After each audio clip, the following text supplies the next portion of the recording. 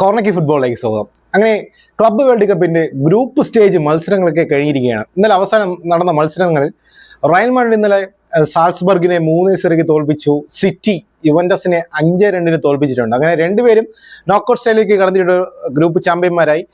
City കളിച്ച 3 കളിയും വിജയിച്ചാണ് കയറുന്നത്. സിറ്റിയുടെ ആ കളി ശൈലി തന്നെ ആകെ കൂടി മാറിയിട്ടുണ്ട്. സിറ്റിക്ക് അടുത്തിനി നോക്കൌട്ടിൽ എതിരാളി അൽ ഹിലാലാണ്, സൗദി ക്ലബ്ബ് അൽ ഹിലാലാണ്. റയൽ മാഡ്രിഡ് നോക്കൌട്ടിലെ എതിരാളി യുവന്റസ് ആണ്.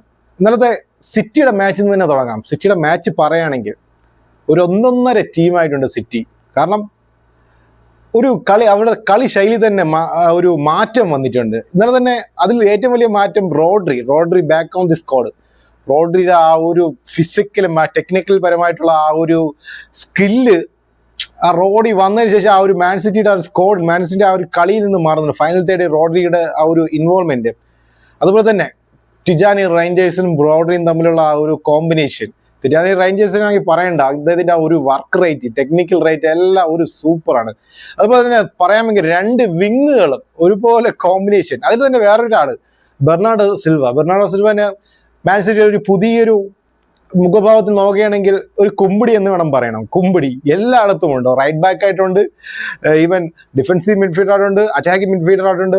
ലൈൻ ബ്രേക്ക് ചെയ്യാൻ വരെ ബെർണാഡോ സിൽവ ആ ഒരു സമയത്ത് നോക്കുകയാണെങ്കിൽ, ഒരു സമയത്തല്ല പല സമയത്തും മാൻ സിറ്റിയുടെ ഒരു അറ്റാക്ക് വരികയാണെങ്കിൽ ഒരു 6-7 പേര് ആ ഒരു ലൈൻ ബ്രേക്ക് ചെയ്യുവാൻ വേണ്ടി ഇങ്ങനെ തിടുമ്പൽ കൊണ്ടുവയ്ക്കുക. അതിൽ ഫസ്റ്റ് ഒരാള് ബെർണാഡോ സിൽവ ആയിരിക്കും. പുള്ളി എല്ലായിടത്തും ഉണ്ട്.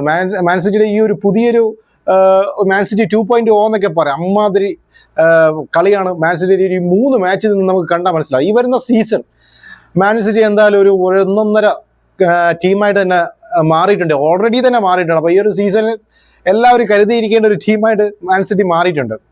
ഇന്നത്തെ കളിയിൽ പറയാമെങ്കിൽ നമുക്ക് എയ്റ്റ് തന്നെ തുടങ്ങാം. കാരണം ലെഫ്റ്റ് വിംഗിൽ നിന്ന് എയ്റ്റ് ഡോക്കു കോമ്പിനേഷൻ ഒരു വല്ലാത്തൊരു കോമ്പിനേഷനാണ് മോനെ.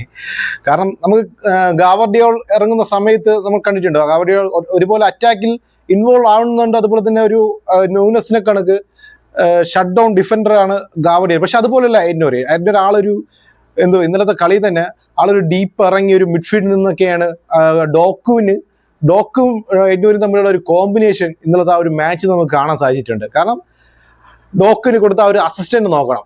പുള്ളി കൊടുക്കുന്ന അസിസ്റ്റ്, റോഡ്രി എടുക്കുന്ന ആ ഒരു ബാൾ റിസീവ് ചെയ്തിട്ട് ആ ഒരു 1-1 ആ ഒരു സിറ്റുവേഷൻ, അപ്പോൾ തന്നെ യുവന്റസിന്റെ ആ ഒരു ഡിഫൻഡർ വന്ന് എയ്റ്റ് മാർക്ക് ചെയ്യുന്നുണ്ട്. പക്ഷെ അവിടെ നിന്ന് പോലും പുള്ളിയുടെ ആ ഒരു വിഷൻ, ആ ഒരു ടെക്നിക്ക്, ആ കൊടുക്കുന്ന പാസ് കണ്ട ഒരു വല്ലാത്തൊരു പാസ്. ആ ഒരു പാസ് എന്നാണ് ഡോക്ക് സിറ്റിയുടെ ഒരു ഫസ്റ്റ് ഗോൾ നേടുന്നത്.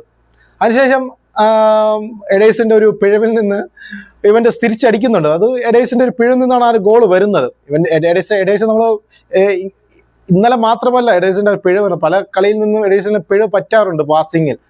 അപ്പൊ ഇന്നലെ ആ ഒരു പിഴവിൽ നിന്നാണ് ഇവന്റസ് ഗോൾ തിരിച്ചടിക്കുന്നത്. പക്ഷെ അതിനുശേഷം ഇരുന്നാൽ പോലും ഇന്നലത്തെ ഒരു കളിയിൽ ഞാൻ ശ്രദ്ധിച്ച മറ്റൊരു കാര്യം, അത് പെപ്പി ലിൻഡേഴ്സൺ വന്നതിന് ശേഷമായിരിക്കാം ആ ഒരു കളി എൻ്റെ ഒരു ഇത് മാത്രം തന്നെ. കാരണം ലോങ് ബാൾ വരുന്ന സമയത്ത് ആ ലിവർപൂളിന്റെ ആ ഒരു കളിയിൽ നിന്ന് പെപ്പി ലിൻഡേഴ്സും അതുപോലെ തന്നെ ക്ലോപ്പും ഉള്ള സമയത്ത് ആ ഒരു ലോങ് ബാൾ വരുന്ന സമയത്ത് സാല ഒരു ഹോൾഡ് ചെയ്ത് ഉടനെ തന്നെ പാസ് തൊട്ട് മുമ്പുള്ള ഒരാളിൽ കൊടുത്തു, പെട്ടെന്ന് തന്നെ ഒരു ലൈൻ ബ്രേക്ക് ചെയ്ത് ഒരു അറ്റാക്ക് വരുന്നൊരു പല സന്ദർഭങ്ങൾ നമ്മൾ ലിവർപൂളിന്റെ ആ ഒരു കളിയിൽ നിന്ന് കാണുന്നുണ്ടായിരുന്നു. പക്ഷെ അതുപോലത്തെ ഒരു കളി ഇന്നലെ ഒരു 4-5 തവണ സിറ്റിയുടെ ആ ഒരു ഇതിൽ കാണാൻ സാധിച്ചിട്ടുണ്ട്. അത് റോഡ്രി എടുക്കുന്നത് മർമൂഷ് ഒരു പാസ് സ്വീകരിച്ച് അത് ടിജാനി റൈഞ്ചേഴ്സിന് നൽകുന്നുണ്ട്. അദ്ദേഹം ഒരു ലൈൻ ബ്രേക്ക് ചെയ്തുള്ള പാസ് ബെർണാഡോ സിൽവയ്ക്കാണെന്ന് തോന്നുന്നു ആ സമയത്ത് നൽകുന്നത്. അവിടെ നിന്നൊരു അറ്റാക്ക് വരുന്നത്, അതുപോലത്തെ 2-3 രംഗങ്ങൾ, 2-3 അറ്റാക്കുകൾ ഇന്നലെ സിറ്റിയുടെ ആ ഒരു കളി ശൈലിയിൽ നിന്ന് കാണാൻ സാധിച്ചിട്ടുണ്ട്. അത് തന്നെയാണ്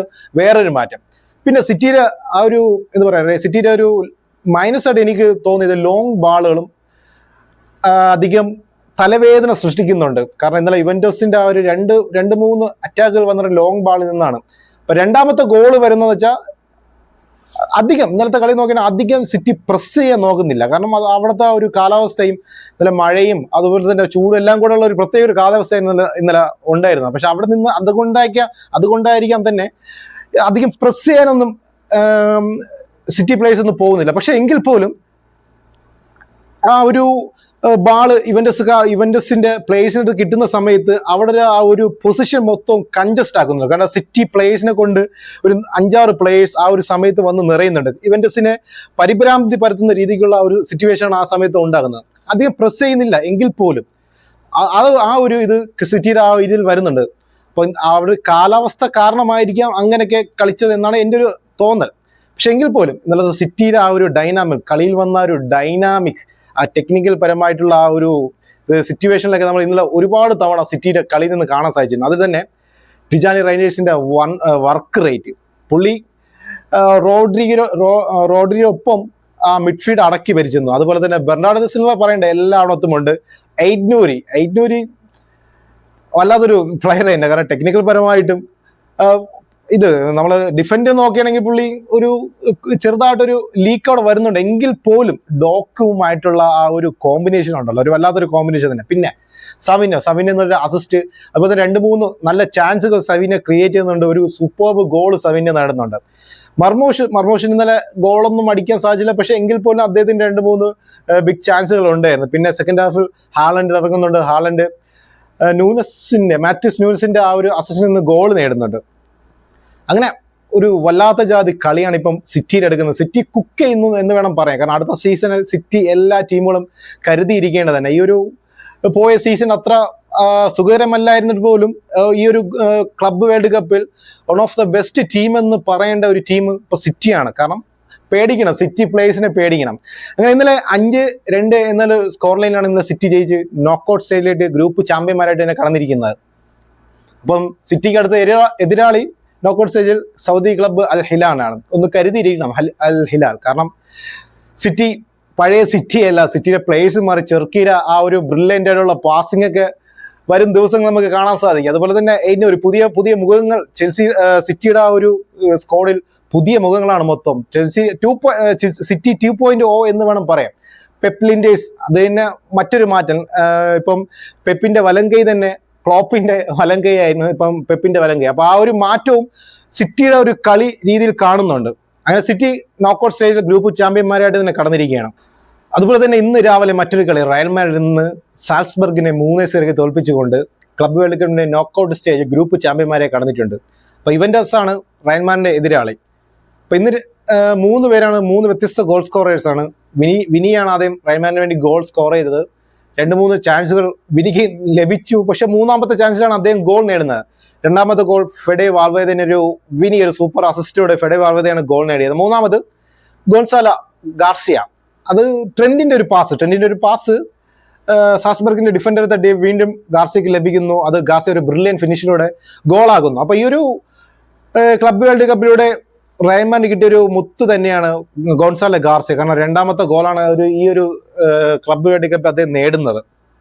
അതുപോലെ തന്നെ ഇന്നലെ കളിയിൽ നിന്ന് എനിക്ക് മനസ്സിലായത് പൊസിഷൻ വിൻബാക്ക് ചെയ്യാൻ ഒരു ലാക്ക് ഓഫ് കോൺഫിഡന്റ് കുറവ് റയൽ മാഡ്രിഡ് പ്ലേയേഴ്സിന് എടുക്കുന്നത് കാണാൻ സാധിച്ചു. അതുപോലെ തന്നെ ലോങ് ബാളുകൾ പല തവണ റയൽ മാഡ്രിഡ് ഡിഫൻസിനെ വല്ലാതെ തലവേദന സൃഷ്ടിച്ചിട്ടുണ്ട്. കാരണം ഫസ്റ്റ് ഹാഫിൽ നല്ല രീതിക്കാണ് റയൽ മാഡ്രിഡ് കളിച്ചത്. പക്ഷെ സെക്കൻഡ് ഹാഫിൽ സാൽസ്ബർഗ് അവർ തിരിച്ചു വരുന്നുണ്ട്. പക്ഷെ നനഞ്ഞ പടക്കം പോലെ അവസാനം ഫൈനൽ തേർഡിൽ അവരെ കൊണ്ട് അറ്റാക്ക് അത്രമാത്രം കൺവേർട്ട് ചെയ്യാൻ അവരെ കൊണ്ട് സാധിച്ചില്ല.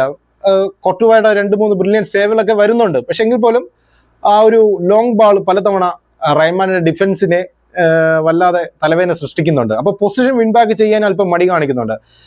ഇന്നലത്തെ ബെസ്റ്റ് പ്ലെയർ എന്ന് പറഞ്ഞാൽ വിനി തന്നെയായിരുന്നു. കാരണം വിനിയുടെ മൂവ്മെന്റുകൾ, ഒരു എംബാപ്പയുടെ ഒരു അഭാവം അവിടെ കാണുന്നുണ്ട്. ലെഫ്റ്റ് ഹാൻഡ് സൈഡ് നോക്കുകയാണെങ്കിൽ ഗാർസിയ, വിനി, അതുപോലെ തന്നെ ബെല്ലിംഗാമിന്റെ കൂട്ടുകെട്ട്, അതുപോലെ തന്നെ റൈറ്റ് സൈഡ് നോക്കുകയാണെങ്കിൽ ട്രെൻഡ് അല്പം കൂടെ ബെറ്റർ ആവേണ്ടതുണ്ടെന്ന് എനിക്ക് തോന്നിപ്പോകുന്നുണ്ട്. കാരണം പല തവണ അദ്ദേഹത്തിന്റെ ഒരു കോൺഫിഡൻസിൽ ഒരു കുറവ് ഉള്ളതുപോലെ തോന്നുന്നുണ്ട്. പക്ഷെ അവിടെ വൽവേർഡെ അതുപോലെ തന്നെ റൂഡിഗർ വന്ന് ട്രെൻഡിനെ സഹായിക്കുന്നുണ്ട്. അപ്പൊ മിഡ്ഫീൽഡിൽ ഇന്നലെ ബെല്ലിംഗാമും അർദാ ഗുളറുമായിരുന്നു ഇന്നലെ ഫസ്റ്റ് 11 ഉണ്ടായിരുന്നത്. പിന്നെ അതിനുശേഷമാണ് മോഡ്രിച്ചൊക്കെ ഇറങ്ങുന്നത്. പറയാമെങ്കിൽ എന്താ പറയാ, ഈ ഒരു ക്ലബ്ബ് വേൾഡ് കപ്പ് അടുത്ത് വരുന്ന സീസണിന്റെ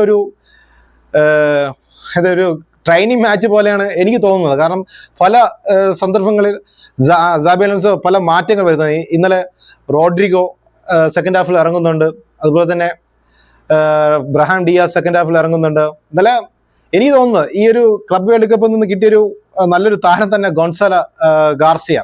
അപ്പോൾ പറയാമെങ്കിൽ ഇനിയും പല മേഖലകളിൽ റയൽ മാഡ്രിഡ് ആ ഒരു മെച്ചപ്പെടേണ്ടതുണ്ടെന്ന് എനിക്ക് തോന്നിപ്പോയിട്ടുണ്ട്. കാരണം എതിരാളി അത്ര വലിയ ശക്തരല്ല, സാൽസ്ബർഗ് വളരെ ശക്തരല്ല. എന്നിരുന്നാൽ പോലും അവർ ഇന്നലെ റയൽ മാഡ്രിഡ് ഒരു അല്പം തലവേദന സൃഷ്ടിച്ചിട്ടുണ്ട്. പക്ഷെ റൂഡിഗറും അതുപോലെ തന്നെ ഡീൻ ഹോയ്സിനൊക്കെ നല്ല വൃത്തിയായിട്ട് ഡിഫെൻഡ് ചെയ്തെന്ന് വേണം പറയാം.